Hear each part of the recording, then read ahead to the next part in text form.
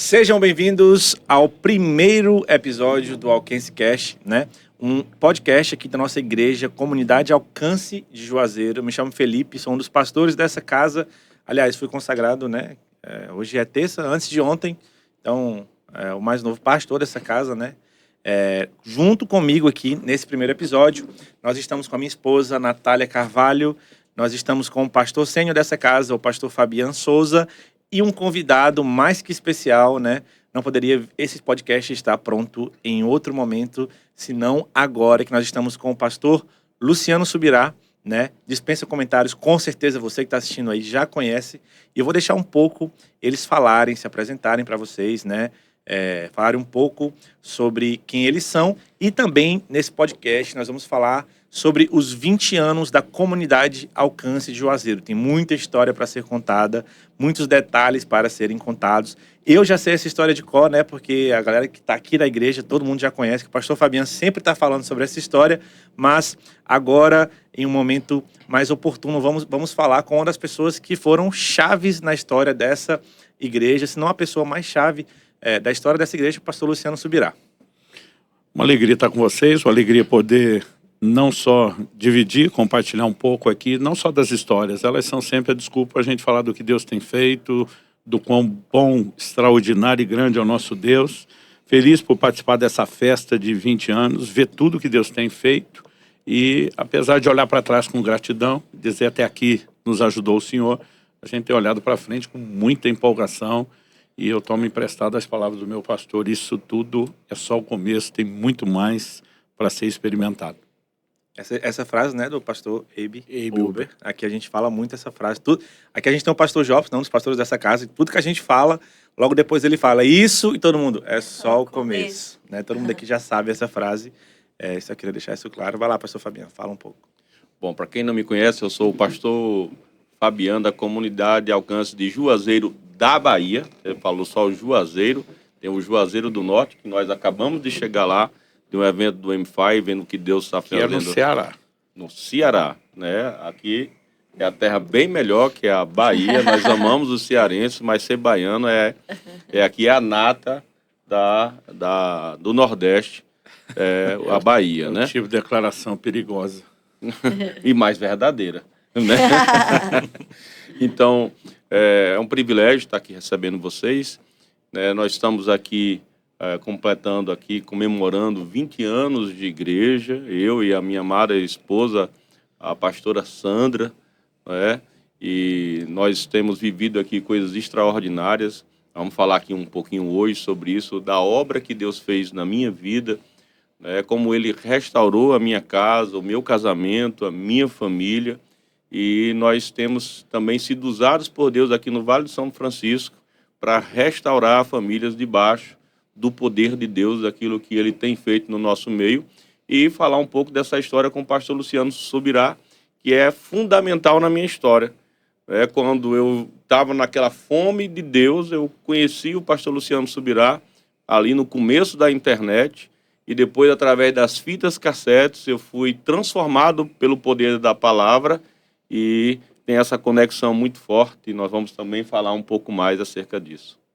Antes de se falar muito de discipulado, ou mesmo de ensino à distância, Fabiano já se apresentava como DDD, discípulo direto à distância de Luciano Subirá.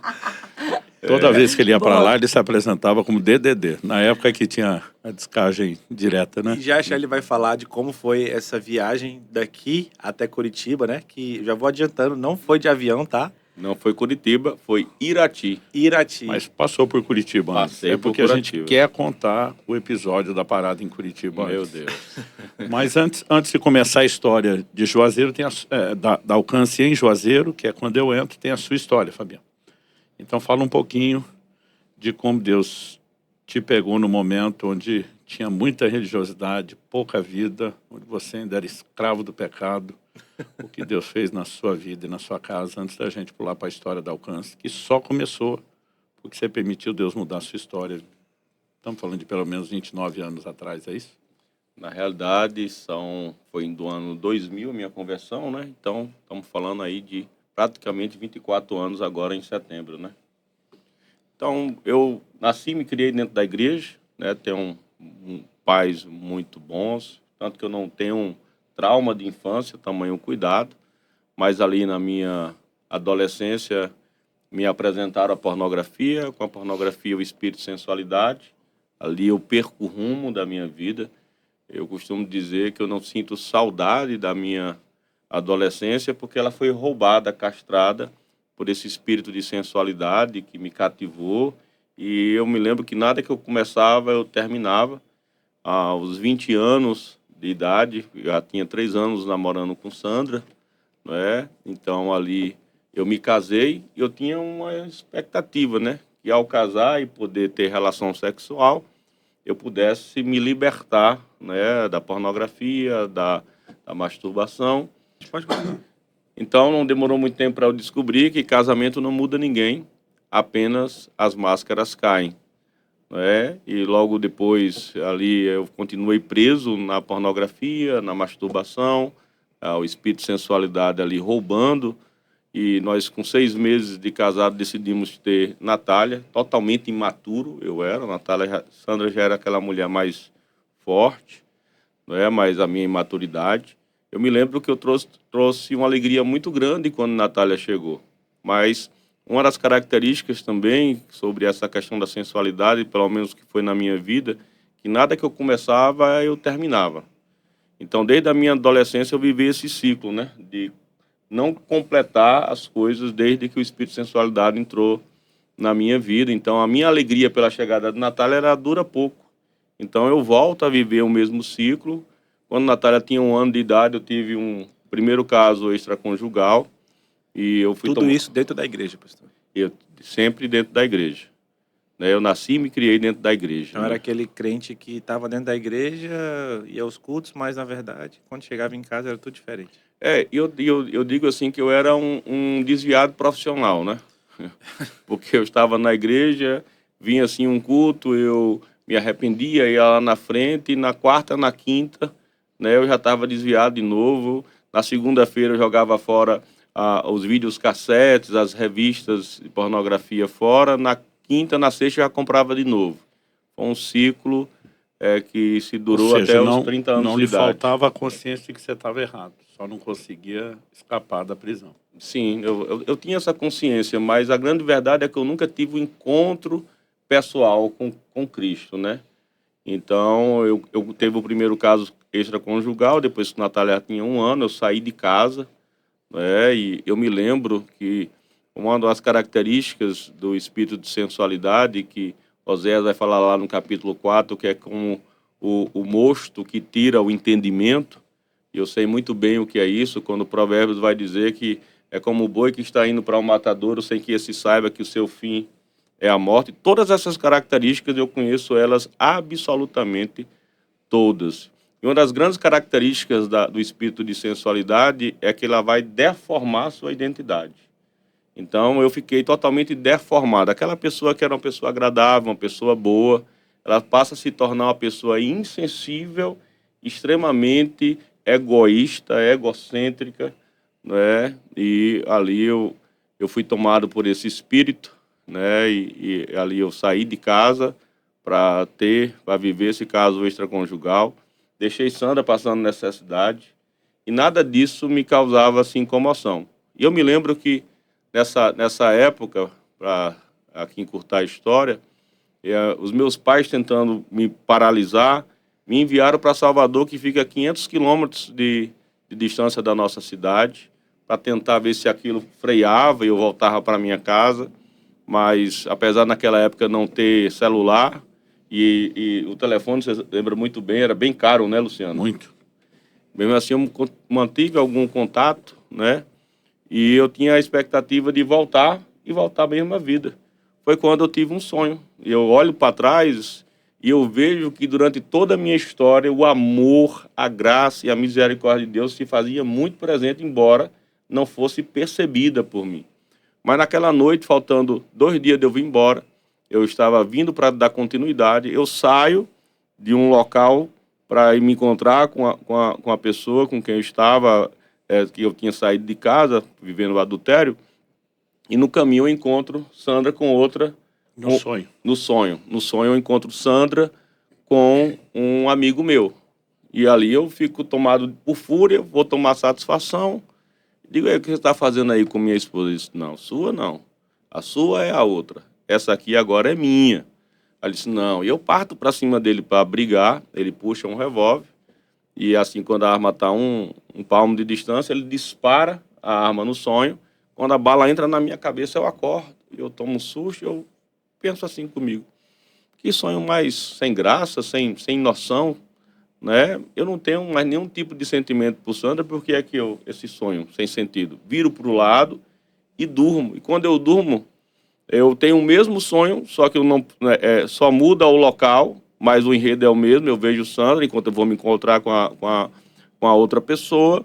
E quando que eu estava vivendo o adultério, e eu encontro Sandra com esse meu amigo, o mesmo amigo, e eu fico tomado por ciúmes, vou tomar satisfação, e ao mesmo enredo o cara puxa a arma e dá um tiro na minha cabeça. Quando a bala entra na minha cabeça pela segunda vez, o Espírito Santo, embora eu estivesse naquela situação, ele me trouxe entendimento que eu amava a minha esposa, que eu sempre fui muito apaixonado por ela, que eu amava a minha esposa, porém o pecado tinha roubado essa compreensão e que eu iria continuar vivendo com essa mulher, porém Sandra iria refazer a vida. E quando eu viesse a cair em si, né, eu iria morrer de desgosto, porque já não haveria mais possibilidade de restauração. Mesmo o sentimento não tendo voltado naquela época, eu tomei a decisão de voltar para casa. Né? Aproveitei que Sandra estava... Eu cheguei em casa, eram umas 6 horas da manhã, Sandra estava meio que dormindo, entrei e lá fiquei. Ela não me tirou de volta porque eu não saí, não que ela não quisesse. Porém, eu continuei preso nas mesmas coisas, não tive um encontro pessoal com Deus. Eu tive o Fabian Filho, depois tive o Nelsinho, depois eu tive um segundo caso extraconjugal, né, porque eu continuava preso no espírito de sensualidade, e dessa outra vez Sandra me convidou com todo amor e carinho para eu sair de casa. Eu tentei o suicídio nesse período, tentei tirar a vida, porque... Assim, eu não estou aqui defendendo o adultério, porque ninguém mais do que eu sabe das consequências. Eu costumo dizer, pastor Luciano, que as dores, né, do adultério, eles são incalculáveis. As consequências do adultério, elas são incalculáveis, porque não tem como medir os desdobramentos daquilo que possa acontecer. Então, não tem como calcular. Eu só sei de uma coisa, é muito doloroso, muito destrutivo. Para todo mundo. Na vida de quem se machuca, para a sua. Isso. Mas a pessoa que está aprisionada, ela carrega consigo, pelo menos foi a minha realidade, porque você, quando está aprisionado pelo pecado, né, sem tirar a nossa responsabilidade, porque Deus vem falar para Caim, o pecado está à sua porta, cumpre a ti dominá-lo. Mas quem está preso no pecado... É uma coisa, um espírito de loucura muito grande que você está vivendo. Eu costumo dizer que uma das maiores consequências do adultério é a inconsequência, né? Então, eu estava ali naquela situação e eu vendo que eu era uma pessoa de destruir as pessoas que eu amava, destruir a minha família, destruir os sonhos da minha esposa, e eu não conseguia me libertar daquilo. Então, tomei uma decisão de tirar a minha própria vida, né? Porém, de última hora, o Espírito Santo, graças a Deus, né, não permitiu. É uma palavra que eu dou para vocês, né? Existe lugar em Deus para restauração. Eu sou um exemplo vivo disso. E eu tentei tirar a vida e, de última hora, Deus me tirou daquele lugar. E no ano seguinte, quando eu fiz 30 anos, a minha cunhada, ela ficou com câncer. Saiu o resultado em um domingo à tarde. Fazia alguns meses que eu não ia para a igreja, porque eu estava numa pior fase em termos de frieza espiritual. Eu me lembro que naquele mesmo dia tinha um pastor dando um testemunho sobre o filho dele que tinha sido ressuscitado depois de 4 horas de morto. E eu vou para a igreja e o diabo coloca na minha cabeça: você passa tanto tempo sem ir para a igreja e agora que você está precisando de algo, você vai para lá, então você é interesseiro. Pensei em não ir, mas acabei indo, cheguei lá, a igreja estava lotada. Ele está dando testemunho, e ali quando ele está dando testemunho sobre a ressurreição do filho dele, ele para a mensagem, ele disse: Deus manda eu parar o testemunho E ele manda dizer que tem aqui nesse lugar uma pessoa que está com um parente de câncer que não está aqui na cidade. Realmente a Liana estava em Salvador, aqui 500 quilômetros de distância. E Deus manda dizer que você vem aqui à frente, que Deus vai curar o seu parente. Eu já conhecia porque ele se movia muito em cura. E eu estava no mezanino quando eu desço para ir receber ali a palavra da cura. Então, já tinha umas 8 pessoas, eu me desanimei, né? Mas eu fui assim mesmo. Quando eu chego lá na frente, ele aponta para mim e ele diz assim: Deus manda te dizer que ele colocou o poder de cura na tua mão, que você orasse, que Deus vai curar o teu parente. Eu digo, nossa. Você falou, aí deu ruim. Deu ruim. Um cara que cheio de pornografia. Embora eu não estivesse vivendo naquela época específica adultério, eu vivia cheio de pornografia, não amava a Deus. E ainda estava em pecado. E ainda estava em pecado. Inclusive, já vou querer que o pastor Luciano fale um pouco sobre isso, porque pode bugar a mente de quem está assistindo, né? Como, pode continuar, mas como que Deus usa uma pessoa que está em total... Fora da vontade de Deus. Fora da vontade de Deus. Eu queria que o pastor Luciano falasse um pouco sobre isso, mas o senhor termina a história para poder o pessoal entender. E eu disse, não, ele se enganou. Então, eu parei, ele deu mais um passo, colocou o dedo na minha cara e ele disse, Deus disse que colocou o poder de cura na tua mão, que você orasse e o teu parente foi curado. Nesse momento fez todo sentido depois, né? Porque naquele momento eu fiz uma aliança com Deus. Antes de orar, eu entreguei minha vida ao Senhor. Eu disse, Senhor, eu nunca levei o Senhor a sério, eu nunca fiz uma aliança firme, mas a partir de hoje eu faço uma aliança contigo. E depois que eu fiz a aliança ali no altar, entreguei a minha vida, eu fiz a oração crendo na cura de Aliana e eu fui tomado por uma fé que eu gostaria de viver essa fé todos os dias. Foi uma convicção da cura muito grande.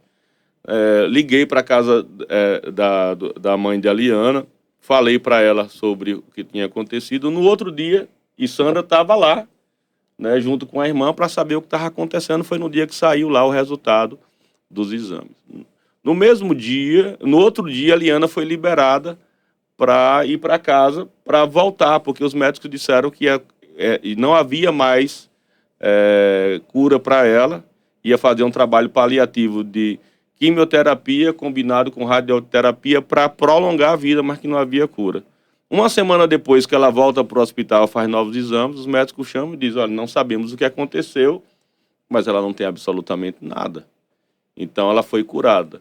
Aí é onde eu costumo dizer que o maior milagre não foi Deus curar Eliana, foi restaurar a minha vida. Ali eu entreguei a minha vida ao Senhor e dali em diante gerou uma fome por Deus muito grande e eu comecei a buscar a Deus de uma maneira muito intensa e nesse processo Deus foi me libertando e foi restaurando a minha família. Que é onde a gente vai chegar daqui a pouco na história que você conheceu o pastor Luciano. Mas eu queria que o pastor Luciano falasse um pouco dessa história, dessa parte específica, pastor. Tipo, como que Deus tem um pecador ali, daquele que está mesmo ali afundado no pecado, como que Deus pega essa pessoa e usa ela para operar um milagre. Eu queria que o senhor explicasse um pouco sobre isso. Deus usou até uma jumenta para falar. Às vezes a gente... Não, a gente tem que lembrar disso, porque às vezes a pessoa que é usada por Deus, ela morde uma isca de Satanás de se encher de orgulho como se fosse ela. Uma vez fui confrontar um pregador que estava vivendo o erro. Ele olhou para mim e falou, cara, Deus está me usando. Eu falei, o fato de Deus estar usando você não quer dizer que ele está validando suas ações. Jesus disse no último dia, ele vai dizer para alguns, né, que vão alegar, nós profetizamos no teu nome, expulsamos demônio no seu nome, curamos enfermos no seu nome. Ele não vai dizer, não fez nada disso, ou não foi no meu nome, mas ele diz que vai dizer, apartai-vos de mim, vocês praticam iniquidade. Né? Então, algo que eu aprendi, que unção e autoridade pode ser usada e abusada. Né? Então, Deus manda Moisés falar, a rocha ele fere, mas deu água. Só que depois ele foi responsabilizado. Só que uma coisa é a gente falar de quem já está andando na luz e está brincando com o pecado. A outra é falar de alguém que Deus está atraindo. Eu acredito que naquele momento, provavelmente Deus queria mostrar para o Fabiano, eu não sou o Deus do pregador. Né? Eu quero ser o seu Deus. Né? E acredito que esse posicionamento de Fabiano, ainda que não totalmente liberto, mas dizer, eu estou fazendo uma aliança com o Senhor e vou te servir, é o ponto-chave. Né? Porque ali houve sinal de arrependimento, houve uma intenção de recomeço. Mais do que isso, eu acho que ele não entrou nesse detalhe, mas eu conheço a história, ele mesmo chegou a falar para Deus, olha, muitas vezes já falei que teria uma aliança, um compromisso, não tive, mas tipo, dessa vez vai, né? Então houve uma entrega, houve uma rendição, e naquele momento o que Deus determinou a fazer não dependia da condição do Fabiano. Tanto que a fé veio muito mais pela palavra liberada do que Deus fazer pela fé que já tinha, né? Eu acho que isso seria um ponto de revelação do próprio Deus. Deus dizendo, Fabiano, eu quero ser Deus na sua vida, eu quero trabalhar em você, através de você, funcionar. Tanto que assim, essa é a grande virada, né, Fabiano?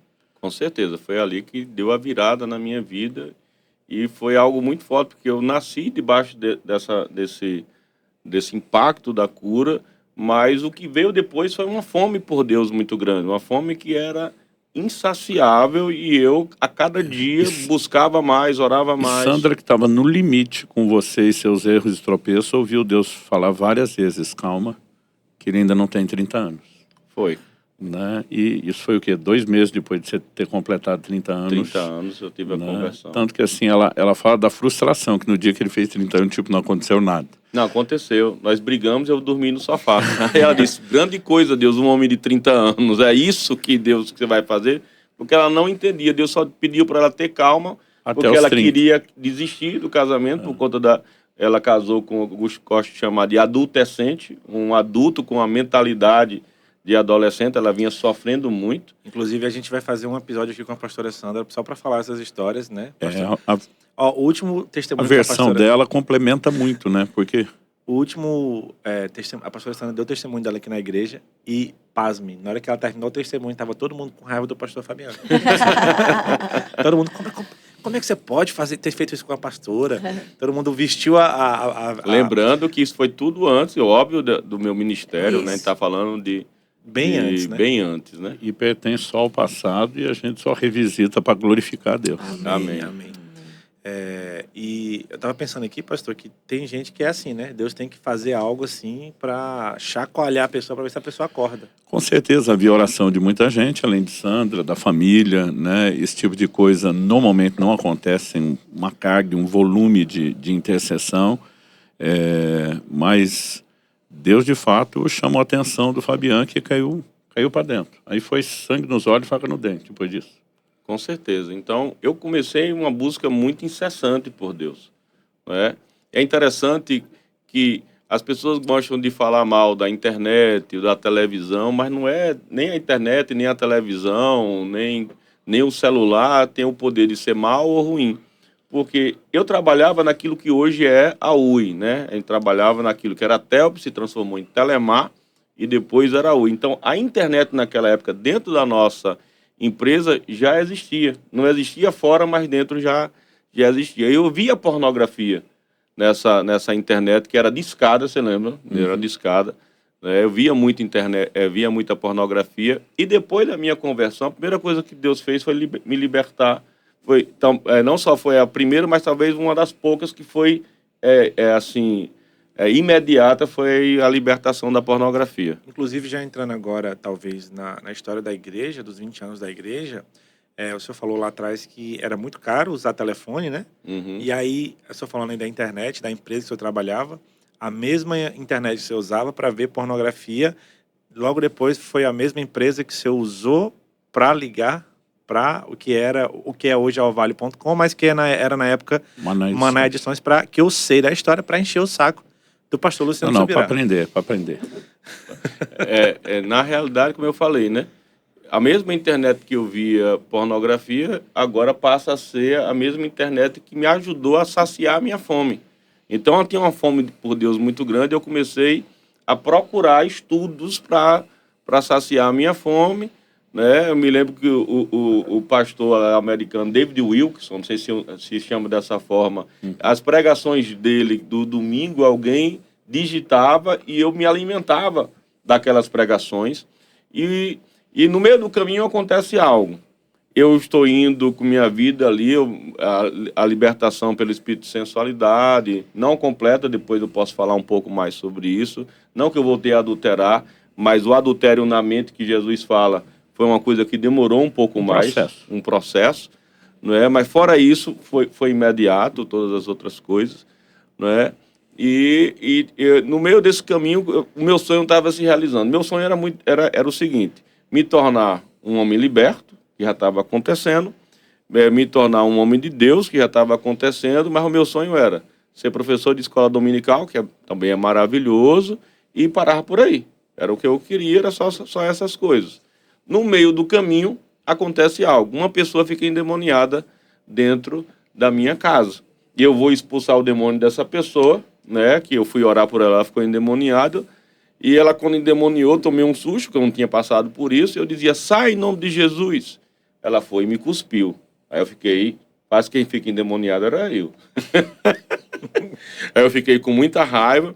Aí eu disse, sai em nome de Jesus. Ele me deu uma joelhada aqui nas costelas que eu fiz. Eu passei uma semana sem conseguir andar de bicicleta. Bom, já que ele não saiu em nome de Jesus, eu dei uma rasteira, subi em cima, né, e ele ficava dando muita gargalhada. Rindo de você. Rindo de mim. Aí alguém ligou para um, ligou para outro. Eu me lembro até hoje, na nossa igreja, tinha um pastor que veio de outra igreja só para interceder lá. O trabalho dele era de intercessão, que Deus mandou, chamado Pastor Roberto. Eu chamava ele de Bigode de Fogo, porque ele ficava... Aqueles pentecostal raiz que fala em línguas numa igreja tradicional, falava em línguas no meio do culto. Aquele que usa a calça, a gravata. Isso. A gente ficava tirando onda dele, chamava de Sirianda Siricanta. Mas na hora do aperto, lembrou Chamou Sirianda. Chamamos o Bigode de Fogo. E eu já estava cerca de 1 hora ali até ele chegar, para você encontrar o telefone, não era fácil naquela época. Quando ele chega, 1 hora depois, na nossa casa, o demônio fala, ele chegou. E eu estou ali no quarto de oração, o mesmo quarto que eu via pornografia, eu tinha transformado em quarto de oração. Quando ele abre tá ali a porta, que ele ficou em pé na porta, ele fez assim, sai em nome de Jesus. E só deu com a mão. E o demônio saiu. E eu fiquei revoltado porque ele saiu. Porque eu falei a mesma coisa. E ali eu fiquei feliz porque a pessoa foi liberta, mas eu entrei em crise. E aí eu costumo dizer que crise nem sempre é algo necessariamente ruim. Crise é uma grande oportunidade de uma mudança na sua vida. E essa crise me levou a pensar em muitas coisas. Por que é que eu não tive o poder? Mas, peraí, deixa eu entender. Na época você já estava na igreja. Já estava firme na igreja, já não estava mais com as práticas de pornografia. Não. Firme. E ali o senhor pediu para o demônio sair. E ele não saiu. Não saiu. E aí chegou o Bigode de Fogo e saiu. Pastor Luciano, explique isso aí melhor pra gente. As pessoas às vezes confundem as coisas, né? A pessoa ora mais, ela tem mais autoridade. Jejua mais, tem mais autoridade. Eu digo, gente, a autoridade é do nome de Jesus. Só quem ora e jejua mais tem mais consciência da autoridade que tem. Né? Então, assim, esse é o grande diferencial. Né? Eu lembro quando fui treinado para o evangelismo de rua, ele dizia, ó, quando você mandar sair, vai dizer que não. Ele não tem chance de te desobedecer, mas ele vai tentar te intimidar. Então, você tem que crer, tem que posicionar. Né? E muitas vezes eu vi isso, dependendo de quem entrava no ambiente, fui. o demônio já se antecipava, né? Porque sabe que aquela pessoa que está entrando tem uma consciência, ele não vai manipular. Né? Então, mas Deus, como o Fabiano disse, soberanamente usa essas coisas. Né? E queria mostrar para ele que não é uma fórmula. Né? Tem que ter uma consagração, tem que ter uma entrega, tem que ter um lugar onde a revelação da autoridade entra. E o demônio acabou empurrando ele para buscar o tal do poder que ele não tinha. Então, o jejum não nos empodera? Não. Ele nos torna mais sensível e consciente ao empoderamento que já recebemos. Quando Jesus fala de uma caça não sai não ser com jejum, é lógico que o jejum tem influência. Daniel, antes do conflito do reino espiritual, Gabriel fala, né, do príncipe da Pérsia, está jejuando. Jesus, 40 dias no deserto jejuando. Evidente que ele é um grande suporte para o reino espiritual, mas ele não empodera, ele nos conscientiza do empoderamento recebido. E foi isso que aconteceu. Eu comecei a andar com pessoas que se moviam e eles vão falar justamente isso. Você precisa orar mais, jejuar mais, ler mais a palavra. E ser batizado no Espírito Santo. E falaram sobre um tal de um batismo com o Espírito Santo. E eu ia em todo lugar para ser batizado no Espírito Santo. E não acontecia. Acontecia com o da direita, com a esquerda. Por quê? Aí é nessa época, voltando cronologicamente, eu conheço, através dessa mesma internet, né, eu vou procurar, vamos falar sobre o batismo com o Espírito Santo, falar em línguas, mas eu tinha um entendimento que eu já tinha passado. E então não entrava aqui na minha cabeça. Então vou buscar o quê? Conhecimento. E eu procuro lá falar em línguas, aparece o estudobíblicos.com do pastor Luciano Subirá. Eu clico e ali... Estudobíblicos.com era um site que reunia muita coisa e eles colocavam meus materiais e lá. botavam o seu material. Eu fiquei impressionado. Ali eu comprei, eu baixei o livro O Agir Invisível de Deus, que estava de graça, imprimi, li, no final tinha um número de telefone, comprei o livro O Falar em Línguas, né? Depois eu falo um pouco mais. E quando veio os livros, né? Comprei 3 livros, aí vieram as fitas cassetes juntos, do pastor Luciano, me deram como um brinde, 3 fitas cassetes que eram caríssimas. Ela não era, Luciano? Não sei se a fita era cara ou a gente não tinha recurso. As duas coisas. Né? O frete era muito caro, né? Era muito caro. Então, quando eu vi que em 1 hora, ouvindo o Luciano, eu aprendia coisas que eu ia levar anos para aprender, então, apesar de ter pouco dinheiro, eu ficava comprando de 5 fitas, 10 fitas, e ali eu fui me alimentando. Mas, acima de tudo, em relação a isso, o entendimento bíblico, quando eu li no livro O Falar em Línguas, então, eu entendi que era para mim. Então eu comecei a buscar. Acontecia com um, não acontecia com o outro. E até que na minha própria igreja, e Deus sabe por quê, porque você entra em um lugar de buscar a Deus e ver o poder, você acha que é melhor do que as outras pessoas. E Deus quis me mostrar que a minha igreja era tão santa e tão dele como qualquer outra. E eu fui batizado dentro da minha igreja, uma igreja tradicional. Tem uma história que da janela que ficava aberta, né? Aí entrava o... É essa daqui. No meio de um culto, eu tô lá, as mesmas músicas que eu botava de Ana Paula Varadão, Eu Quero Ser Como um Manancial, né? Que flui para a vida eterna. Como é a música? Eu quero ser como... Essa? É. Então eu entendia que esse manancial, eu entendia como falar de línguas que vinha, era o meu entendimento, e eu botei várias vezes para ser batizado no meu quarto, mas Deus queria me mostrar que a minha igreja era uma igreja santa, uma igreja de Deus. Fui batizado. E quando começou a vir as línguas ali no culto, então eu sabia que poderia escandalizar, procurei no primeiro andar lá uma sala, e eu me lembro do livro que você diz assim: não ore em português, deixa que o Espírito Santo fala, porque lá está dizendo, né? E passaram a falar em outras línguas. Conforme o Espírito Santo. Porque me ensinaram assim: você abre a boca e Deus derrama. Eu fiquei muitas vezes, pastor, no meu quarto lá, orando, e dizia assim... E tinha no meu quarto lá, era pegado com outra casa lá, aqueles ar-condicionados. Lembra aqueles ar-condicionados de monstros? Lembra que quando aqueles ar-condicionados ligavam, a luz baixava? Uhum. E eu ficava com os olhos fechados. Aí eu ficava aqui esperando. E quando o ar-condicionado ligava, eu mesmo com os olhos fechados, a luz assim em cima, quando a luz baixava, eu fazia... Tipo, é agora. Era agora, e não era. Mas aí você foi para a sala?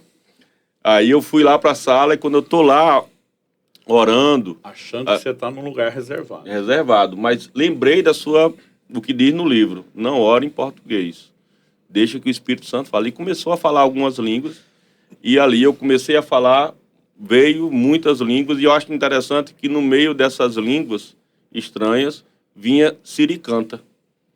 E eu acho que ali eu fico... Do bigode de fogo. Do bigode de fogo. Eu fico entendendo, eu vou falar do meu entendimento. Era meio que Deus sorrindo, né? Mas assim, fluiu muito. Eu comecei a receber ali muitas línguas. E é interessante que antes vocês tiravam onda do bigode de fogo. E agora eu estava vivendo essas experiências. E é interessante aquilo que o Luciano acabou de dizer. A sua consciência, da sua identidade em Cristo, ela muda. Né? Então, daquele dia em diante, eu tinha convicção que quem eu era em Cristo estava empoderado. Então, daquele dia em diante, eu fui começar a usar em curas, em expulsar demônios. E daí, você conheceu as fitas cassetes? Sim. Passou a conversar com o Marcelo, que trabalhava no nosso escritório? Eu ligava para lá praticamente todos os dias, porque eu tinha uma fome de Deus muito grande, e eu ficava fazendo perguntas, né, das coisas da fita, né? Eu anotava ali das mensagens da fita e era o Marcelo que ficava me tirando as dúvidas, que era tudo muito novo para mim.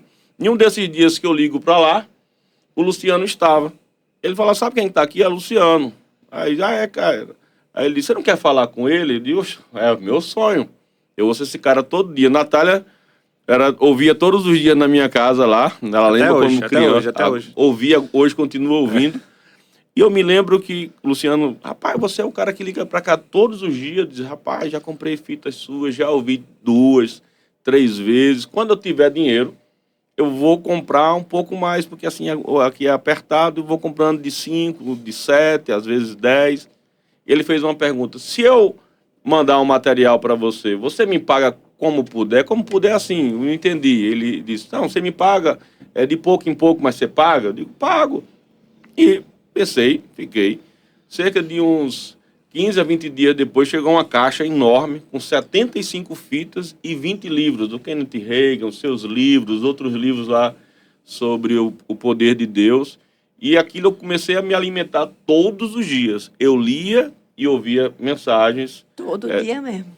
Todo. Inclusive, foi daí que nasceu a minha paixão pela palavra, né? Porque todos os dias, meu pai, hoje eu sei que é intencionalmente, mas eu não sabia, ele assistia, ouvia, no caso, as fitas, na sala da nossa casa. E eu, às vezes, ali brincando, meus ouvidos estavam mais atentos ao que a fita estava falando, que é o Luciano Subirá, do que o próprio brinquedo. Ali eu tinha uns 8 a 9 anos, mais ou menos. E ali foi onde nasceu. Eu lembro que meu pai saía de casa, eu pegava as fitas e colocava para ficar ouvir. E eu ficava ouvindo. Eu não entendia quase nada, mas eu comecei a me apaixonar pela palavra através disso. Não somente pela palavra, mas pela oração também, criança ainda, porque meu pai só orava e eu via as fitas na sala de casa. E também a minha mãe, quando ela chegava da escola, né? E Na realidade, você achava que era.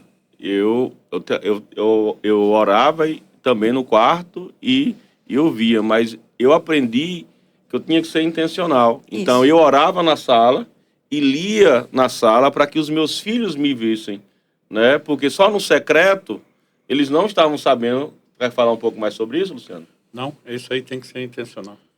Hoje fiz isso com os meus filhos, mas se pudesse voltar lá atrás, tinha gastado mais tempo na frente deles do que só... Eu me dividia um pouco lá, um pouco a maior parte no quarto, né? Hoje eu teria feito muito mais na frente deles. Esse foi o impacto que meu pai teve. Em casa ele não tinha como ficar escondido, trancado.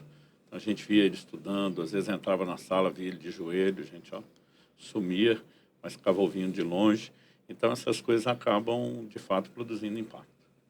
Falar um pouco mais, Nath? E foi exatamente isso, né? Que o meu pai até ensinou hoje de púlpito, que hoje eu sei, descobri o segredo, que ele fazia intencionalmente, eu não sabia, não entendia na época, que os filhos, e isso eu digo com propriedade, porque eu, como filha dele, aprendi mais com aquilo que se faz que com aquilo que se fala, né? Porque os seus filhos não vão imitar o que você fala, vão imitar aquilo que você faz. Então, foi exatamente isso que me fez me apaixonar pela palavra e pela oração, por aquilo que os meus pais foram dentro de casa. Que ano foi que você começou a pedir as fitas? 2001. 2001. E quando foi que você foi para Irati? Depois disso você passou a me ligar. Você não ligava só para o Marcelo, ligava para mim também. Sim. Eu lembro pelo menos uma vez por semana, principalmente as fitas que eram conteúdo doutrinário, você ligava depois para tirar as dúvidas. Nesse tempo, eu não sei como você ainda atendia, né? Hoje não teria...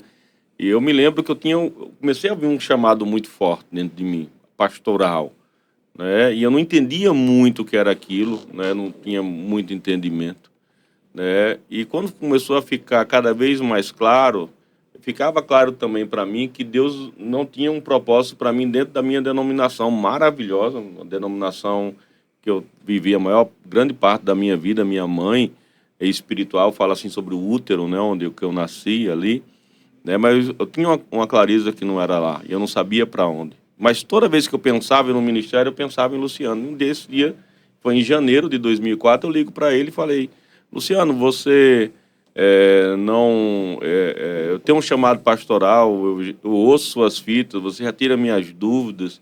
Você não quer continuar me treinando para daqui a uns 4 anos me estabelecer como pastor? E ele virou para mim e disse assim, você não me conhece pessoalmente, nem eu você. Então, esse pastor da fita aí é muito bonitinho, venha conhecer o de carne e osso, né? Para você se decepcionar. Você tem como vir para cá? E eu estava um tempo que eu estava passando por lutas financeiras. Eu passei um tempo desempregado, e foi o tempo que eu mais estudei, foi o tempo que eu estava desempregado, né? Eu saía para procurar empregos e as portas não se abriam. Tinha uns 2 meses que eu tinha conseguido um emprego. Quando ele fez a proposta, eu chego para a Sandra e digo, o pastor disse que para eu ir, mas só que eu não tenho condição de ir, porque eu estou trabalhando e não tem como ir. E ela disse, não, Deus nos sustentou a gente até aqui. Ela trabalhava como professora, né? E meu pai me deu o dinheiro das passagens de ônibus, que eu não tinha dinheiro para comprar as passagens de ônibus. E eu fui daqui para Irati, né? Saí daqui numa sexta-feira, amanhã ou tarde, eu não me lembro bem. E eu fui de coxinha e coxinha e kisuke. Lá chama kisuko, né, pastor? Aqui a gente chama kisuke no Nordeste. Que é o mais barato ainda que o kisuko. Que o kisuko já é padrão, já é outro nível. O kisuke ali já é o mais... era 10 centavos. A gente chama aqui no Nordeste de mancha-pulmão. É verdade. Mas foi uns 3 dias de viagem. Acho que você chegou lá no domingo à noite. Mas foi isso. Era o que o dinheiro dava era para comer coxinha e kisuke nas paradas, né? Mas havia, antes de mais nada, 2 coisas. Uma convicção e uma fome por Deus e por aquilo que Deus me chamou a fazer. E eu chego lá, você quer contar essa parte, pastor? Que eu cheguei, a última... Aí eu cheguei em São Paulo, Curitiba, e depois tinha que fazer Curitiba, pegar outro ônibus para Irati. Em Curitiba ele avisa que horário de ônibus ele ia pegar, que horário ia chegar para a gente se organizar. Daqui a pouco ele liga e fala assim para Kelly, tô indo num outro ônibus. Ela disse, o que houve? Aí ele meio sem graça, não, perdi o ônibus. Perdeu o ônibus. e a gente até hoje ri porque ele diz assim, pois aqui os ônibus não saem rigorosamente no horário. Eu falei, Fabiana, para que você acha que tem horário? Né? Então, assim, quando deu o horário do ônibus sair, ele esperou um pouquinho, depois que ele caminhou para lá, quando chegou já tinha perdido. 1 minuto. Foi comer uma coxinha e perdeu o ônibus. Foi isso. Mas quando ele chegou, eu perguntei para ele se já tinha comido ao longo do caminho da viagem. Ele disse que sim. Eu falei, que bom. Eu tenho uma proposta para você. Eu falei, você quer ser cheio de Deus? Claro que quero. Então, eu falei, qual o seu maior jejum que você já fez? Ele me olha e disse, como assim maior? Falei, quantos dias? Tem de mais de um dia? Ele me perguntou. Eu falei, olha, quem sai na chuva é para se molhar. A partir de amanhã, você vai encarar 3 dias comigo só na água. Ele arregalou os olhos. O que eu não falei para ele é que não tinha comida em casa. Né? Então, assim, mesmo se não quiser jejuar, ia ser difícil não jejuar, porque o negócio estava feio. Ele falou assim, eu achando que estava quebrado, achei um mais quebrado que eu. A gente tinha se mudado para Irati, sem sustento e com outras 6 famílias. Então, assim, o que entrava era que água no solo seco, sumia na hora. Né? Aí, depois dos 3 dias, Fabiano, já à vontade, em casa, vai lá, abre a geladeira para planejar quebrar o jejum. 3 dias, né? E eu lembro, já era tarde do 3º, eu lembro dele gritando, pastor, essa geladeira tá virada num coco. E eu falei, o quê? Num coco? Eu falei, isso aí entendi, não entendi, Ana, só tem água dentro. Aí, o que nós vamos comer? Eu falei, calma que ainda não é agora. Nós vamos daqui a pouco para Curitiba, eram 2 horas de viagem. Falei, eu prego lá. Falei, provavelmente, queira Deus, eles vão nos dar comida depois do culto. Porque se não der, nós não vamos quebrar o jejum, não. Aí, foi pela primeira vez que eu abri com ele a situação, né? Ele falou, mas não podemos comprar antes. Eu falei, amigo, não estamos podendo nada aqui, né? E ele, meu Deus, mas você não sabe o que vai comer na semana, tal. Eu falei, meu amigo, não sabemos, mas uma coisa é certa, Deus vai fazer. Eu falei, mas minha preocupação nesse momento não é a comida. Eu falei, você já me ouviu contar várias histórias, mas agora você vai participar. Eu falei, eu tenho um boleto para pagar no dia seguinte, depois do jejum. E esse era parte do motivo do jejum, não era só falta de comida, né, que era de 5.000 e tantos reais. Estamos falando de 20 anos atrás, para gente que não tinha dinheiro. Então, assim, era muita grana. E aí, quando nós fomos, ele no final ajudou, acho que ajudou a vender os Eu livros, fiquei né? tomando conta da livraria. Aí ele no carro, pastor, deixa eu contar quanto vendeu para ver se já bateu uma parte daquele boleto. Aí eu falei, ó, toma o dinheiro da oferta que me deram também, conta aí junto. Os dois juntos dava tipo R$580. Tava longe, tava tipo longe. para 5 mil e tanto, né? E aí ele, meu Deus, não dá para o começo. Falei, Fabiano, a única coisa que pode tirar meu sono, talvez tire, é a empolgação de como Deus vai fazer dessa vez, que nunca é igual, né? E aí eu lembro que nós chegamos já madrugada, que era 2 horas de viagem, ainda saímos depois do Mas culto. lembrando que teve uma pizza depois. O jejum saiu lá no final. E você comeu como se não houvesse amanhã, porque pensou, acho que no outro dia eu volto a jejuar de novo, né? E a gente chegou lá umas 3 horas da manhã em Irati. E aí até deitar, dormir, fomos dormir tarde. Mas Fabiano mal tinha pego no sono, eu fui lá acordar ele. E aí eu falei para ele. Aí ele me acordou, tocou assim em mim, eu tomei um susto. Ele disse, baiano, porque lá não tem um nome, só me chamam de baiano lá em Curitiba, né? Baiano. Diga, pastor, eu estou lhe acordando para você saber que Deus já respondeu sobre a provisão de amanhã. Eu digo, como assim Deus respondeu?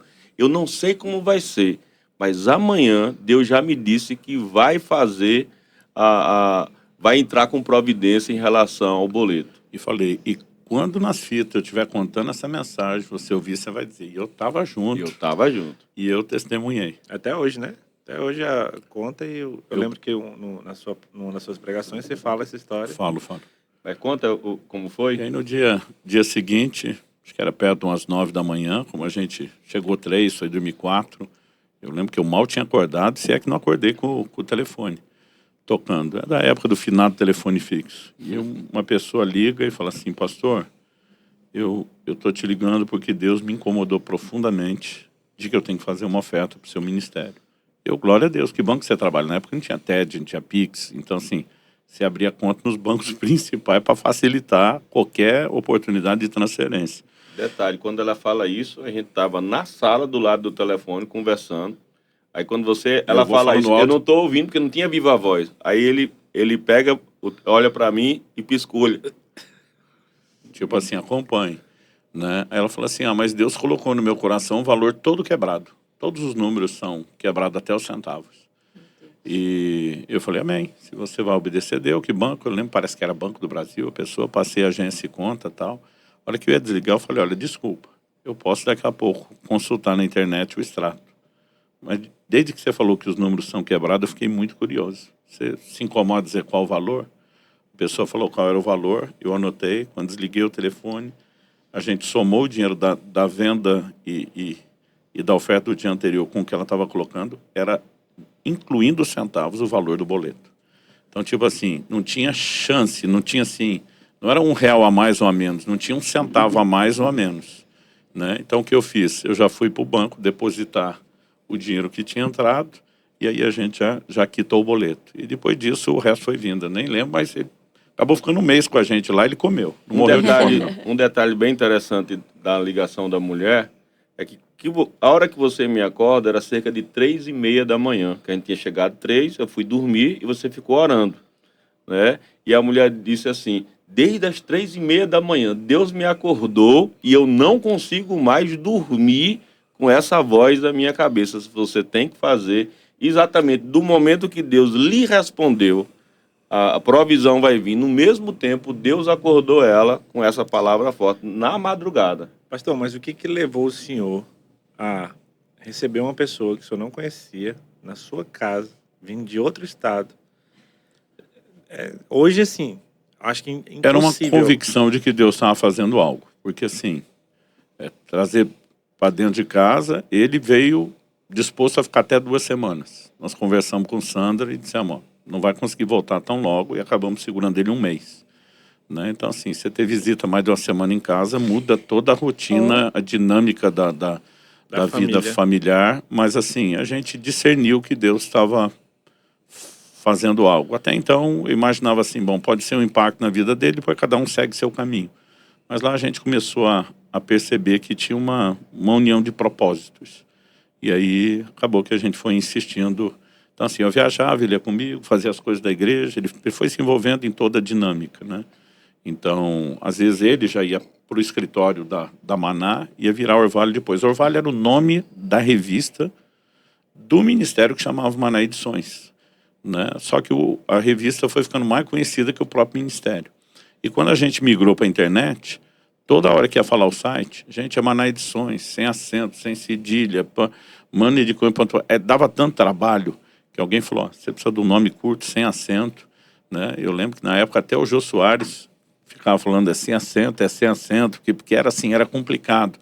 Aí alguém sugeriu, falou, cara, o Orvalho é um nome tão conhecido, a força do versículo, porque você não muda. E aí a gente acabou nessa época, acho que já era 2005, foi um ano depois, mudando para orvalho.com. Para resumir a história da minha viagem... No final daquele próprio ano, eu acabei vindo a Juazeiro. Foi, mas antes disso,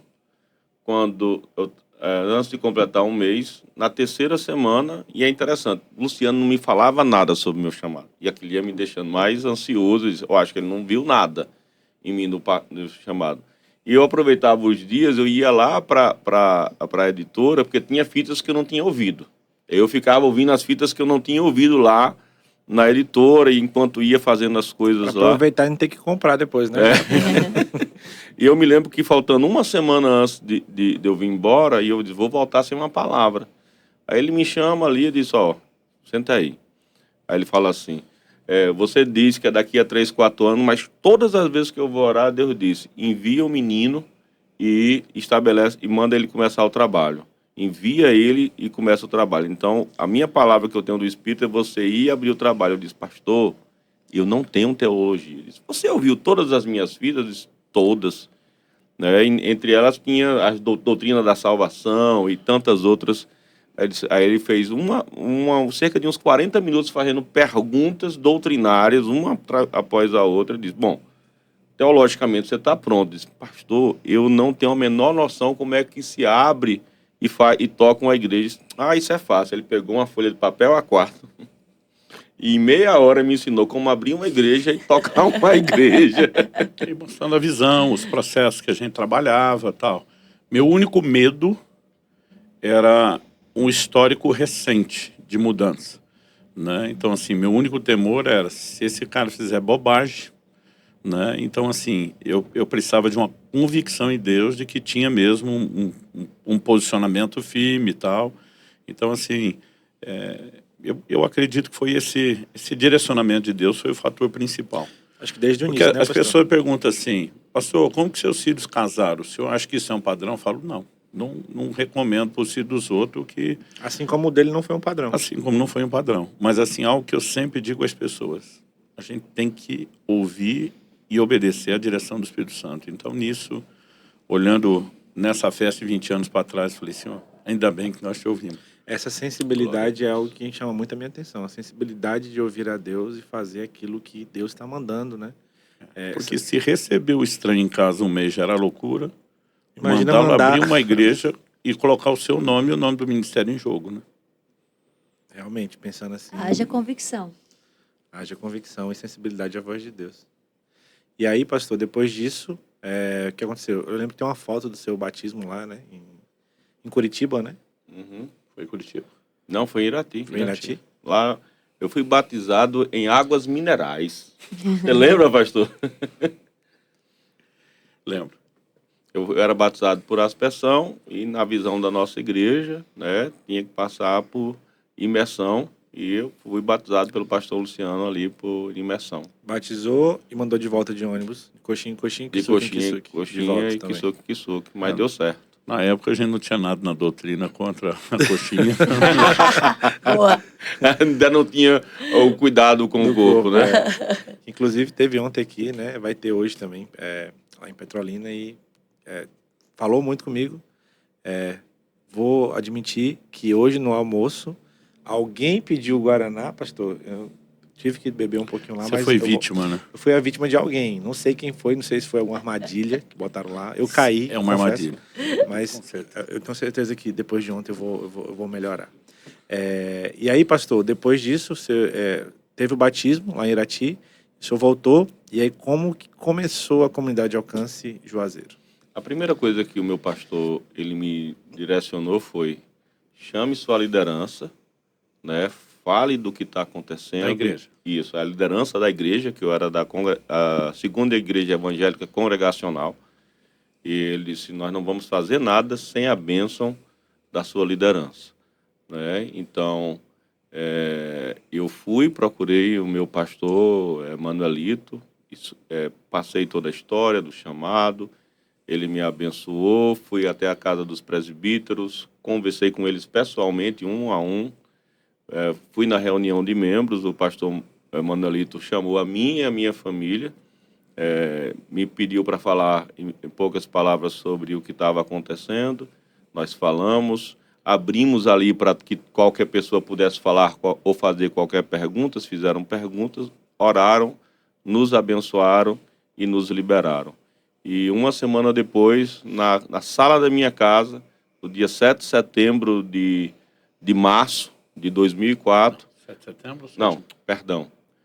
Na sala da minha casa, no dia 7 de março de 2004, nós abrimos a igreja no primeiro culto. Veio o meu irmão Luciano com a família, minha irmã Fabiane com a família e meu cunhado Paulinho, que ainda era bem jovem. Foi assim que começou a comunidade Alcance da minha casa. Vocês ficaram as reuniões na casa? Cerca de 5 meses, até ir para alugar um local para 50 pessoas.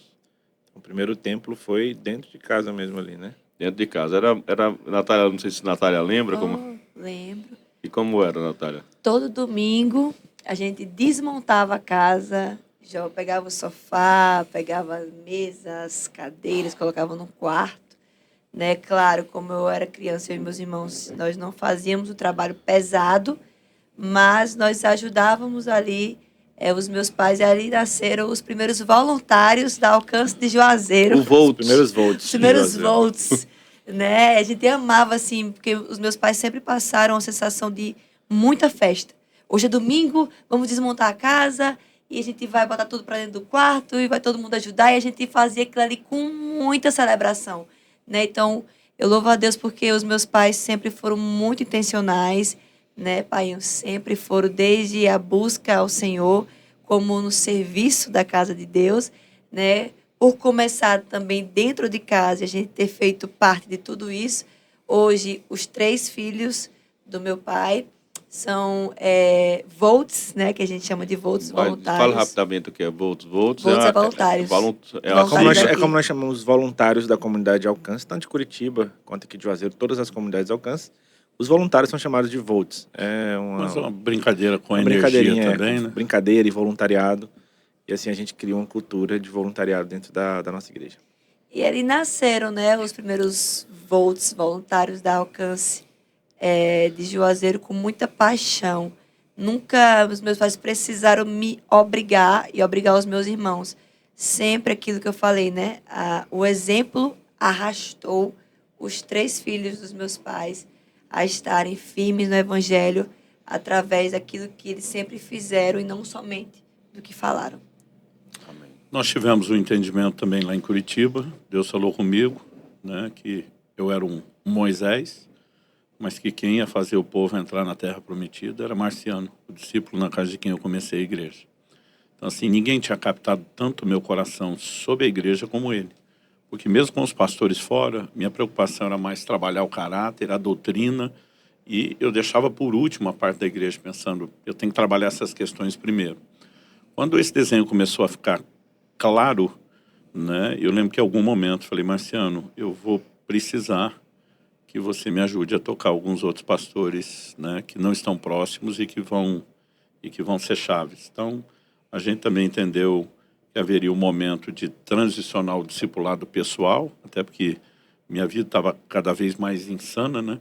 Mas também pensando que era uma hora de que o investimento fosse mais refinado na visão da igreja, né? E a gente também fica feliz, porque eu acho que em relação à igreja, o Marciano pode ajudar muito mais, né? Porque a gente não chegou a trabalhar nada tão profundo sobre a igreja como... pelo menos falando de estrutura e funcionamento, como isso aconteceu depois. Então, até certo ponto, o pastor Luciano lhe acompanhava como discipulado, e depois passou a ser o pastor Marciano. Foi um dos o pastor Fabiano foi um dos pastores que o senhor acabou direcionando o pastor Marciano a cuidar mais de perto. Dizia ele, olha, Toda amizade, relacionamento e o discipulado informal continua. Você é um filho, né? Mas assim, o que você precisa para a próxima etapa, todo acompanhamento, instrução, orientação, porque agora a preocupação era ajudá-lo a entender a visão da igreja, a pensar maior, a entender gestão. Então, assim, a gente percebeu como pessoa, como família, tinham crescido, amadurecido. Então, a gente não começou tentando fazer com que se replicasse aqui desde o início o que a gente vivia lá. É interessante isso que o Luciano está falando, que uma das coisas que as pessoas elas perdem a percepção como filhos de Deus é que Deus trabalha por estações, né? E discernir as estações é algo espetacular, porque muitas vezes você vai avançar enquanto é tempo de consolidar, e muitas vezes a nuvem partiu e você ficou e acaba perdendo aquilo que Deus está fazendo. Então, essa mudança ela foi muito positiva, porque o Luciano trabalha muito a questão do caráter, a adoração, o ensino da palavra, que nós carregamos esse DNA tão forte, que nós nascemos, é o DNA da Alcance. Já o Marciano ele trabalha muito a gestão, o como fazer, o porquê fazer. Provavelmente, se eu tivesse pego no começo, seria invertido. Né? Uhum. Mas, assim, ele já entra sabendo, a prioridade agora é isso. E ele fez, assim, um trabalho de discipulado comigo. Ele fez um trabalho de me dar, a mostrar o futuro, o que eu fazer, como fazer, e a importância de ter um discipulador, um mentor. Né? Duas coisas, você vai ganhar tempo, porque ele já passou por aquilo que... eu costumo dizer aqui para os meus filhos, por exemplo, uma trilha não é um lugar tão fácil de andar, mas muito mais difícil do que a trilha é quem veio abrindo, não é? Então eu vejo assim que Luciano abriu a trilha durante muito tempo, que facilitou a minha caminhada, e depois veio o Marciano abrindo essa trilha e me mostrando o caminho, facilitando o meu pastoreio aqui, o que trouxe também repercussão muito poderosa no crescimento na vida da igreja. Sim. Depois desse templo da sua casa, a igreja acabou indo para outro templo em quanto tempo, pastor? Em 5 meses a gente saiu e teve essa coragem de Aquele para 50 pessoas. Para 50 pessoas. 50 pessoas. Lá nós passamos 2 anos. 2 anos. E depois daí, vocês foram para onde? Para um local que cabia 240 pessoas, né? A gente foi para lá e nós ali demoramos um tempo para crescer por conta também da questão do meu amadurecimento, né? Então, eu de alguma forma demorei para amadurecer a questão do caráter, a questão dos valores, a questão do cuidado, sempre existiu, mas faltava amadurecer algumas coisas da visão. Pastor, então, quanto tempo você ficou nesse novo prédio, né? O prédio que cabia quantas pessoas? 50? O de 50 foi O de quanto 50 tempo? foram 2 anos. 2 anos.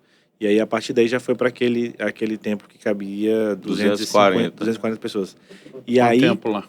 E lá foram quanto? Lá nós passamos 15 anos. 15 anos. Então, a igreja tem 20 anos. 15 anos foram apenas em um templo. E com determinada quantidade de pessoas. Esse crescimento... Hoje a comunidade de Alcance de Juazeiro, nos cultos de domingo, tem 2.100 pessoas. Mas aqui o senhor acaba atribuindo esse tempo de 15 anos em uma igreja com a mesma quantidade de pessoas e essa mudança para esse novo local, né? Que a gente está hoje. A gente está aqui há 2 anos?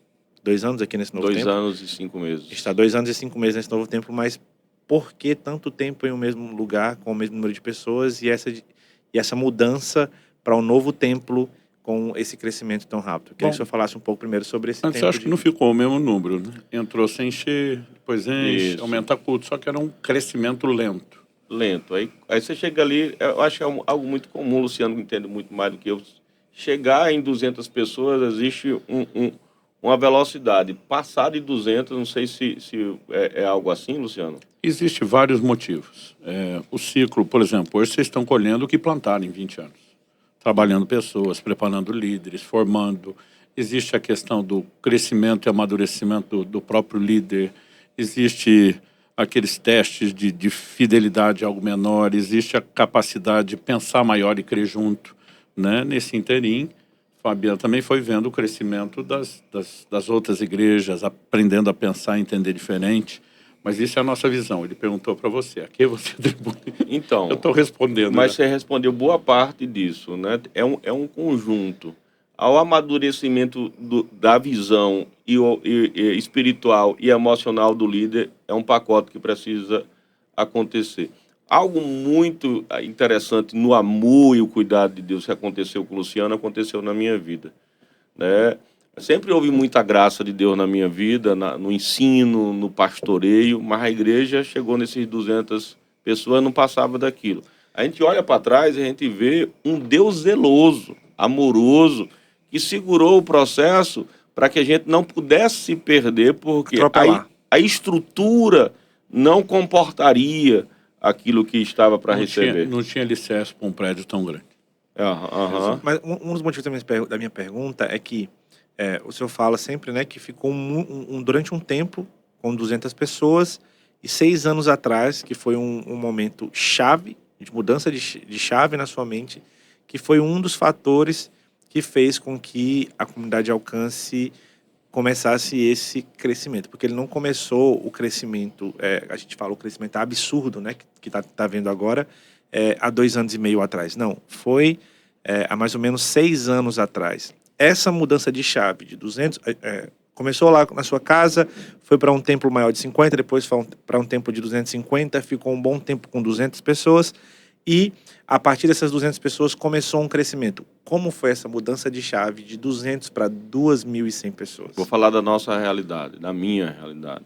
Existiam 2 fatores. O emocional. Então, tipo assim, eu estava aqui, alguém se levantava ou tinha uma traição, uma coisa, aquilo, já tirava meu foco. Então, mostrava que eu era um líder emocionalmente fraco nesse sentido. Então, eu me feria, ou aquilo me chateava e acabava roubando meu foco. Outro foi a mudança de mentalidade em relação à escassez. Porque aqui quem cresce no Nordeste, no geral, óbvio que tem pessoas diferentes, ela cresce com essa mentalidade de escassez. E a mentalidade de escassez, ela não cabe dentro da mentalidade do reino. E ela vai... Curitiba cresce porque tem dinheiro, a gente não tem. Né? Como se a fonte não fosse Deus, né? Com certeza. Então, Marciano já tinha todo um projeto, mas eu dizia, ele acontece lá porque eles têm recursos que nós não temos. E nunca foi sobre dinheiro. A gente estava agora nos Estados Unidos, né? E aí uma das frases que falaram lá é God's will, God's bill. Se é a vontade de Deus, a conta é com Deus. Vai ser paga. E a gente sempre usou também Curitiba além do que tinha, né? Então não é que a gente fazia porque tinha, mas a mentalidade foi mudando. Fabiano, durante muito tempo, era aquele camarada que olhava para a igreja mais para os cultos. À medida que o tempo foi passando, foi entendendo os processos, né? Desde treinamento, apacentamento, as células. Depois começa uma visão de atualização, né? Porque eu falei, Fabiano, a igreja passou por uma baita de uma atualização. A pregação não mudou, as crenças não mudaram, estilo louvor e adoração, buscar a Deus não, consagração não. Mas quando isso muda, porque assim, uma pessoa que está vindo para a igreja e ainda não teve a experiência com Deus, todo esse combo de uma estrutura faz muita diferença, né? Então, Jesus comparou a igreja com a videira. A videira é tanto o organismo como tem uma estrutura. Então, a gente diz que é um organismo somado a uma organização. Se a estrutura da videira não for grande, aquele ramo tocar no chão, ele necrose e para de frutificar. Então, a gente tem que ter estruturas que não limitem, mas que amplifiquem. Eu acho que há uma somatória de entender tudo isso enquanto se amadurecia, né? Então, eu me lembro que Luciano e Marciano sempre me traziam ensinamentos, mas a mentalidade de escassez não conseguia traduzir isso para o Nordeste. Um dia foi... Só sempre atribuir então, ao fator Nordeste. Inconsciente. Ah, porque a gente está aqui numa igreja que... para vocês é fácil falar que está acreditando, mas nessa fé, lá dentro, né? Assim. Eu me lembro que veio, nesse processo, já tinha tudo muito forte aqui, a visão, faltava a ousadia. E eu me lembro que veio um pastor aqui, eu esqueci o nome dele agora, né, que ele veio ministrar na nossa igreja, né, e nós saímos para comer depois ali, e saiu algo até bem caro para mim, no sentido emocional, não financeiro. que eu falando da igreja, ele veio, a igreja já estava vivendo uma mudança em relação, mas tudo que eu falava das dificuldades da igreja. E ele me lembra até hoje, né, o pastor Cleiton, né, lá da De Alfa, né, dos queridos Jairinho e Cassiane, né? E ele pegou o celular e disse assim, pastor, com muito amor, eu conheci o senhor hoje, a crença limitante não está no teu povo, a crença limitante está no Senhor. Ele disse, olha, aqui tem um muro, a igreja está aqui. Depois da igreja tem a terra da promessa, ela tem coisas extraordinárias do que Deus tem para você. Deus se trouxe para esse lugar, você está vendo para onde Deus quer levar a igreja. O seu povo não consegue enxergar. E você está esperando as pessoas compreenderem para avançar. E eles estão esperando você avançar para te seguirem, né? Mas a sua crença limitante está nisso. Ele me falou uma palavra, ele falou assim, não se preocupe. Quando você começar a se mover na visão que Deus lhe deu, algumas pessoas da igreja vão sair, porque elas não vão suportar a visão que Deus te deu. Não tem problema, eles vão se encaixar em outro lugar. Mas, ao mesmo tempo, Deus vai enviar outras pessoas que estão com sede daquilo que Deus lhe confiou. E assim como ele falou, e pegando os ensinos que Luciano e Marciano tinham me passado, aquilo foi uma chave. Eu comecei a dar passos de fé. E é interessante... Você viu o Marquinhos no Acre? O Marquinhos também foi aí fundamental. Peraí, o Marquinhos no Acre não tá Marquinhos... com o dinheiro da turma lá do Sul. Isso. Eu fui também fazer uma mentoria com o Marquinhos no Acre por um motivo, né? O que Marquinhos estava vivendo no Acre, Marciano já estava vivendo em Curitiba. Mas na minha cabeça tinha essa questão da mentalidade. Aí eu olho para o pastor Marquinhos lá no Acre e eu pensei, se Deus está fazendo no Acre, e eu vi a realidade muito parecida em Juazeiro da Bahia. E eu comecei a me conectar com ele, fazer perguntas. As respostas eram as mesmas, né? Mas, de alguma forma, me conectar em quem tinha a dificuldade semelhante à minha, rompeu algo dentro de mim. E eu comecei a dar passos de fé dentro da igreja, fazendo o que eu nunca fiz. E é interessante que, na medida do tamanho do passo da fé que eu dava, Deus se movia, né? Então, na realidade, não era que Deus estava limitado. Eu que estava limitando Deus. Exatamente. Através da minha fé. E aí eu me lembro que Luciano fala, né, que a fé cresce. E como é que ela cresce? Quando você semeia a proporção da fé que você tem. Então, ela vai crescendo. E o mais interessante de tudo isso, pastor, é que isso aí foi num momento pré-pandemia para pandemia. E nós nos mudamos, tomamos a decisão de sair do prédio que nós estávamos para o prédio que nós estamos hoje, que foi uma loucura humanamente pensando, mas não no ponto de vista de quem falou conosco, dentro da pandemia. Mas tudo começa antes. A fé, a ousadia da pandemia é só o resultado daquilo que nós tomamos decisão 3, 4 anos antes desse momento. Eu lembro chave. Que na pandemia, enquanto estava tudo parado, as igrejas fechadas, lá na comunidade de alcance, estava cheio de gente trabalhando com máscaras lá, mas trabalhando para poder... A igreja investindo nessa atualização, né? Trazendo um pouco do que o pastor Luciano acabou de falar sobre entender também o momento da estrutura da igreja, quando trazer a estrutura. Eu lembro que enquanto estava na pandemia, a igreja estava avançando, né? E aí, mesmo na pandemia. Logo após isso, a pandemia liberou as igrejas, a comunidade de alcance começou a crescer no outro prédio, passou a ter 3 cultos, não foi, pastor? Porque tinha limitação de pessoas, a gente passou a fazer 2, depois 3 cultos. Eu lembro disso. E logo, não muito tempo depois, Deus falou... Não, na verdade, você ouviu esse prédio aqui, né? Aí ligou pro pastor Marciano, não foi? Uhum. Você pode contar um pouco mais. Eu me lembro que quando eu fui falar com o pastor Marciano, fui lá falar com ele pessoalmente, ele pergunta para mim, falei para Luciano, você tem uma palavra de Deus para isso? Eu tinha, mas na hora eu fiquei nervoso, fui orar mais. Você falou o quê? Não, fala por que ele perguntou. Porque se você... Ele falou assim, você tem uma palavra de Deus para se mudar para esse lugar? Porque os desafios são muito grandes, porque se você vai para lá... Deus está contigo, você tem uma palavra, mas se ele não tivesse, você está sozinho, tipo, eu não pago essa conta. Aí quando ele falou que não pagaria a conta, eu tremi. Mas quando eu voltei para ele lá, eu disse, eu tenho uma palavra, eu tenho uma convicção. Ele disse, se você tem uma palavra, nós vamos avançar. palavra não é dinheiro, porque no caixa só tinha R$1.000. Que na maior parte foi semeado. Em Foi outra todo, né? igreja. Isso é outro segredo que as pessoas não entendem. Né? Nós gastamos anos semeando o pouco que tinha em missões, em outras igrejas, em outros ministérios. Né? Hoje a turma fala assim, só fizeram o que tem dinheiro. Eu falo, como é que o dinheiro veio?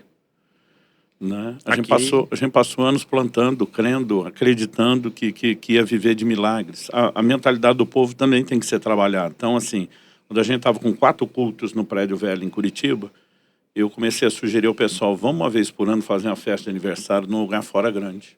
Porque a igreja, na cabeça do povo, é do tamanho do culto que ele vai. Ele não multiplica aquilo por 4. E eu dizia assim, vamos mostrar para eles que nós somos maior do que eles enxergam. Vamos mostrar para eles que um dia nós vamos estar num lugar grande e já entrar enchendo. Né? Isso também ajudou muito a mudar a mentalidade do nosso povo. Foi depois desses cultos com o grupo reunido que nossa liderança começou a acender. Tipo, vamos mudar de lugar, vamos para um lugar maior, porque antes estava tudo bom. Né? Então, assim, o que ele falou, o líder não pode só, além do muro, enxergar. Ele tem que conseguir contar o que ele está vendo e empolgar as pessoas para seguir a visão. E foi aí que veio expansão, um novo tempo, Um novo templo. que é onde nós estamos hoje. E aí eu lembro que o pastor... Que você achava muito grande e agora o problema é que já ficou pequeno. Já não tem mais sala hoje. Quando é que vai começar o quarto culto? Aí a gente tá já sonhando. Desafio. Essa é uma coisa bem interessante que o Luciano falou conosco nesse domingo, né? Que a questão da proporção está do tamanho da nossa fé. Para Deus fazer grande e fazer pequeno é o mesmo esforço para Ele. Agora, a nossa fé, ela redimensiona de acordo com aquilo que nós vamos experimentando em Deus. O espaço que nós estamos hoje, quando nós viemos, que cabia 850 pessoas, eu disse, meu Deus, como é que nós vamos encher isso? Isso é muito grande. E o espaço é o mesmo, mas a fé não é mais a mesma. Exatamente. A gente olha para o prédio hoje e diz, muito pequeno. Preste atenção, o prédio e o espaço é o mesmo, mas a fé, ela foi redimensionada. O problema dos crentes é que eles permanecem com o mesmo tamanho de fé, ano após ano. Foi isso que eu vivi durante 15 anos do nosso ministério. 15 não, 14, 13 anos do nosso ministério. A partir do momento que eu me abri a redimensionar aquilo que o pastor Luciano pregou nesse domingo, um Deus invisível, né? Um Deus que não pode ser medido. Né? Então, isso começou Falando a acontecer. sobre fé, eu lembro de um episódio que o pastor Fabiano estava aqui sentado, né? E chegou o pastor Edilson, um amigo nosso. E aí o pastor Fabiano sentado e olhando assim para o prédio, o valor que tinha que... Antes de alugar, né? Antes de alugar, e o pastor Edilson, do jeito dele, caminhando lentinho, né? O pastor Fabiano falou assim, pastor, mas o senhor falou como? Mas não... Aí eu falei assim, mas pastor, é simples, nós não temos dinheiro para alugar esse prédio, muito menos para reformar esse prédio. Ele, com as mãos para trás, ele falou assim, se tivesse dinheiro não precisava de Deus, né? Simples assim. Isso é que ele já exercitou a musculatura da fé. Exatamente. A gente fala lá atrás da conta de 5 mil. Mal sabia eu que aquilo era o treinamento para provisões gigantescas no futuro. E a gente falou hoje sobre esse prédio, né, pastor? As pessoas talvez acham que hoje está tranquilo. Não, hoje ainda está... a gente precisa estar exercitando a fé todas as semanas, né? A gente olha assim e uma das frases que a gente fala aqui, pastor, só pode ter sido Deus. Não tem outra explicação do que está acontecendo aqui em Juazeiro. E aí a gente vive hoje, semana após semana, fé atrás de fé, exercitando a fé, né? O pastor fala que tem domingo que na segunda-feira tem um monte de boleto para pagar e não sabe como é que vai acontecer, mas Deus sempre provê, porque o que a gente falou agora, se a vontade é de Deus, a conta também é dele, e a conta sempre paga, de uma forma ou de outra. Chega às vezes, ele compartilha com a gente, chegou uma oferta, a gente não sabe de quem, mas chegou e vai dar para pagar a conta, e é assim toda semana. E algo que os pastores, os líderes nunca podem esquecer, a igreja é de Jesus. A gente nem pode achar que é dono, né, e querer se apropriar do que não é nosso, e também a gente tem que entender que a gente não tem que resolver o que ele pode e vai resolver, né? Então, essa sensibilidade ao Espírito Santo vai ser uma chave para que ele guie a igreja da forma dele. Então há uma estação, para nós ficou muito claro no domingo, a percepção profética de que é uma estação de conquistas maiores. Então pode ser que daqui a alguns anos a gente vai gravar outro podcast e rindo e dizer, ó, você estava achando que aquele auge era muita coisa, né? Mas é entender e prosseguir. E que Deus seja louvado, não só por tudo que já se experimentou, mas por aquilo que vem. Pastor, a gente está com o nosso horário um pouco apertado. Eu queria só que o senhor falasse um pouco sobre o que é a igreja hoje. O que nós estamos vivendo como comunidade Alcance e o que o senhor espera para a comunidade Alcance nos próximos anos. Bom, a comunidade Alcance, até um nome que as pessoas não entendem muito, né? Lá em Filipenses vai dizer, né? Fomos alcançados para alcançar, né? Fomos alcançados por Deus para alcançar o propósito de Deus. Então aí nasce o nome, a visão que Deus deu ao nosso pastor, Luciano Subirá, né? A comunidade Alcance fala justamente isso, de pessoas que foram alcançadas por Deus, mas não para ficar dentro da igreja. A Kelly se orgulha de dizer que o nome foi sugestão dela. Alcance era o nome do ministério que a gente tinha planejado para a inclusão de igrejas. E no início a ideia em Irati era que chamasse Comunidade da Reconciliação, sabia dessa? Não sabia. Aí um dia a Kelly olha para mim e diz, por que você vai usar o Alcance para um apoio de igreja e não para a nossa própria? Ela falou, você mesmo bate nessa tecla de Filipenses, né? Paulo dizendo, prossigo para alcançar aquilo que foi alcançado, você disse que nós temos que alcançar, isso é uma identidade nossa, tal. E quando ela falou, o negócio fez sentido. Então, assim, eu tomo uma decisão, mas ela se orgulha disso, eu tenho que contar aqui. E uma coisa assim que dentro da nossa instituição, alcançados para alcançar é a visão da nossa igreja, mas toda igreja vive uma estação. E para nós, como Alcance Juazeiro, é Alcance uma igreja família. Porque é algo que nós carregamos muito forte, né? Como Deus nos resgatou. Óbvio que a família é a menina dos olhos de Deus, né? Quando Deus manda fazer uma arca para Noé e toda a sua família. A última palavra profética do Velho Testamento, e falando acerca de Jesus, ele virá no espírito de Elias e converterá o coração dos pais aos filhos, dos filhos aos pais. Passam-se 400 anos e a primeira palavra do Novo Testamento é a mesma, né?